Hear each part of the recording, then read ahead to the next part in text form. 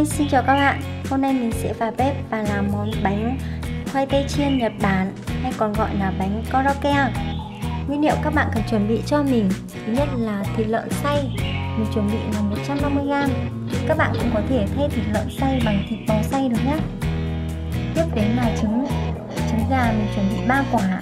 2 quả này tí nữa là mình sẽ luộc và 1 quả mình sẽ giữ lại. Nấm mèo hay còn gọi là mật nhĩ 30g, nấm đông cô 30g, bố củ hành tím, 3 củ khoai tây, 50g cà rốt. Hành tây này mình chuẩn bị 50g nhé. Đây là bột chiên xù. Bột chiên xù này mình chuẩn bị là 50g, mình đã xay rồi. Bột chiên giòn cũng 50g.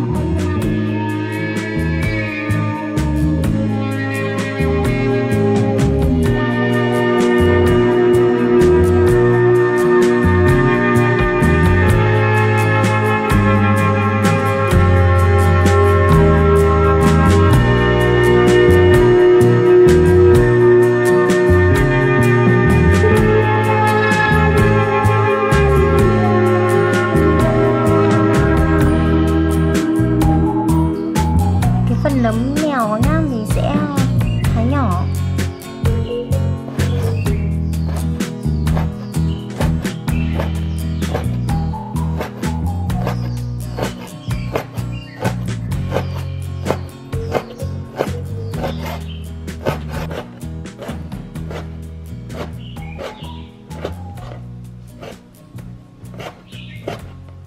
Nấm mèo này mình sẽ cho vào thịt nhé.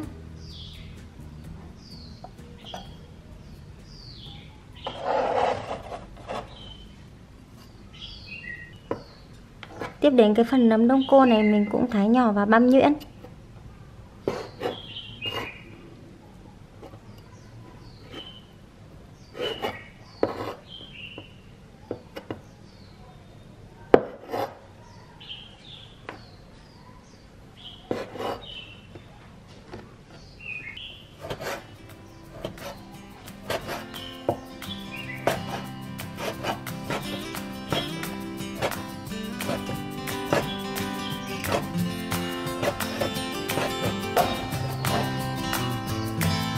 Sau đó mình cũng cho vào với phần thịt mình ướp.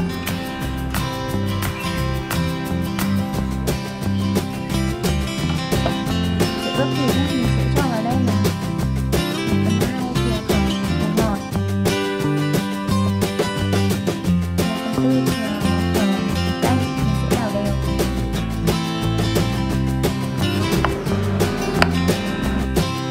Mình sẽ ướp thịt khoảng 10 phút nhé. Dập.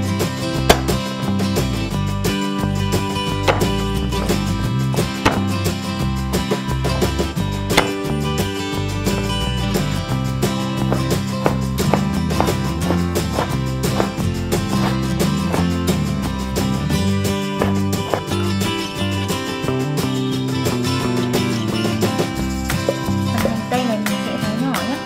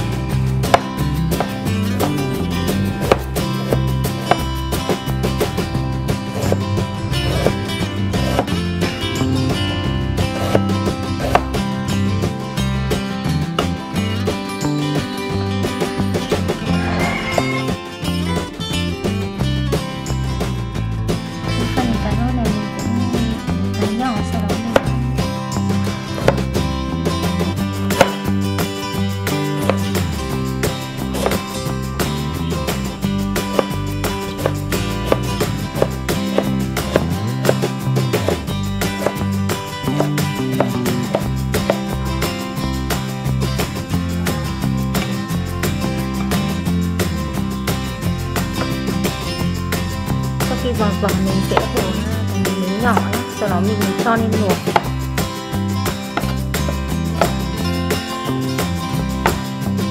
Các bạn cho khoai tây vào nồi, sau đó mình luộc chín cái phần khoai này nhé.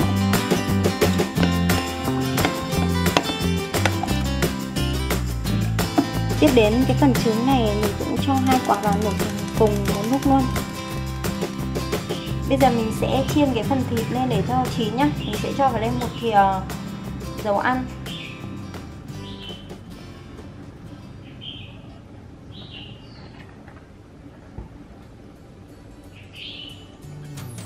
Sau đó mình cho cái phần hành củ nhé và mình phi lên.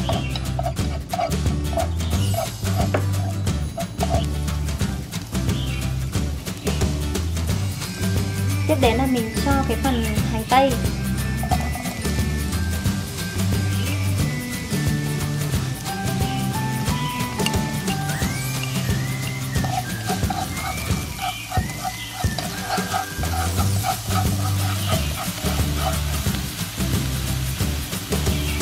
Cho phần thịt vào nữa.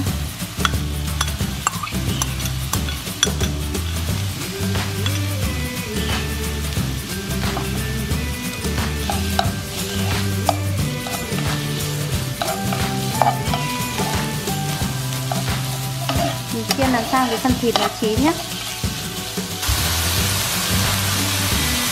Mình sẽ cho vào đây một chút nước để cho cái phần thịt chín này.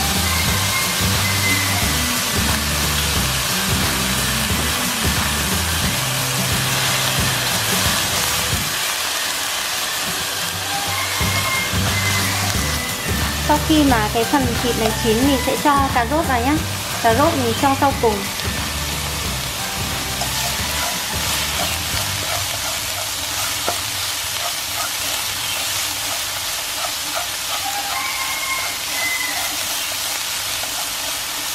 Sau đó mình tắt bếp. Cái phần trứng này thì mình đã bóc vỏ đấy. Hôm nay mình sẽ lấy cái phần lòng đỏ trứng.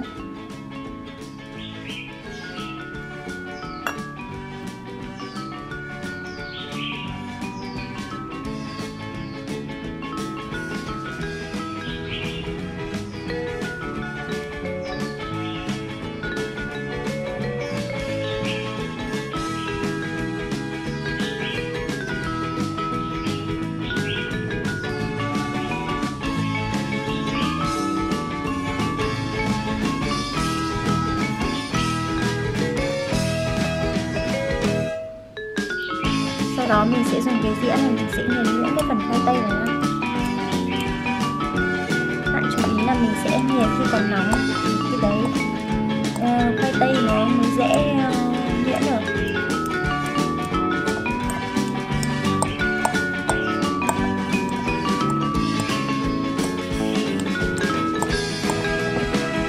Phần lòng trắng này mình cũng thái nhỏ nhé.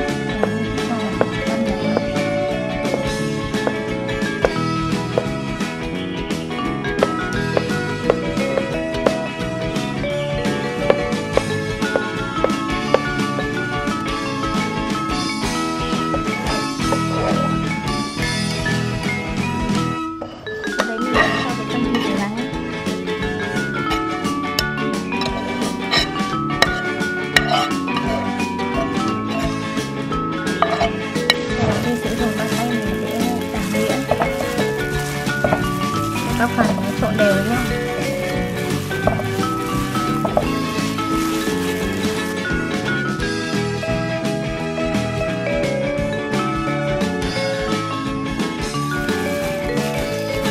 Sau khi mà các phần đã hòa quyện với nhau, mình sẽ lấy và nặn thành những viên bánh ấy.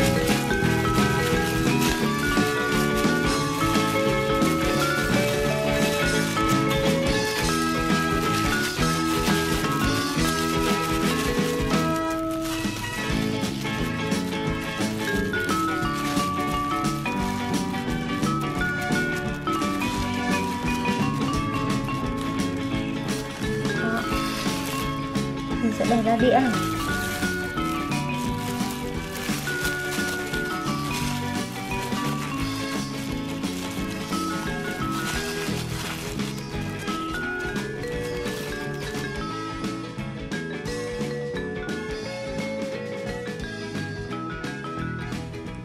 Đây là cái phần bánh sau khi mà mình đã nặn xong đấy các bạn. Nhìn rất là ngon và hấp dẫn phải không? Bây giờ mình sẽ lần lượt nhúng qua. Đầu tiên là các bạn nhúng qua bột chiên giòn trước này. Tiếp đến là cái phần trứng mình đã đánh rồi này. Và cuối cùng là bột chiên xù. Bây giờ mình sẽ làm nhé. Các bạn lấy một phần bánh, sau đó mình sẽ nhúng.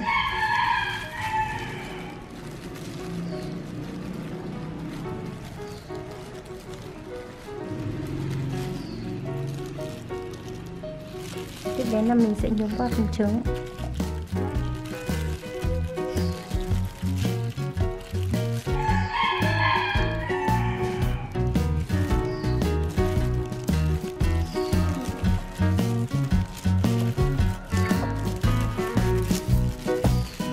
Vậy là xong rồi đấy các bạn. Mình sẽ làm tương tự đối với các phần bánh còn lại nhé. Đây là cái phần bánh sau khi mà mình đã nhúng qua tất cả các loại bột đây. Mình sẽ mang đi chiên nhé.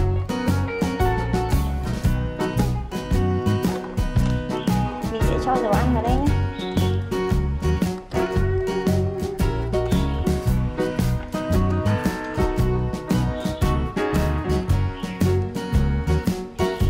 Sau đó các bạn chờ cho cái phần dầu này nó sủi tăm lên là khi phần dầu sủi tăm như này là được nhé. Mình sẽ cho bánh vào.